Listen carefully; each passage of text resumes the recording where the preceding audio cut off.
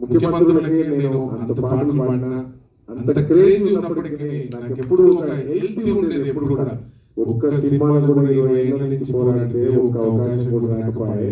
ఈ అవకాశం రాదు అని నా గమ్యం ఏమిటో తెలియక నేను ఆ ఎలక్షన్ పాటల్లో పాడుతున్నాను. నేను ఎన్నడూ తృప్తి పడలేదు. దయచేసి సార్, మీరు ఇంత గొప్ప మనసుని ఈ రోజు ఇంతమంది అందరి సమక్షంలో డాన్స్ ఆడేటువంటి అవకాశం కలిగించినటువంటి మీ అందరికీ కూడా ఎప్పుడు కూడా అందరూ కూడా మర్చిపోను.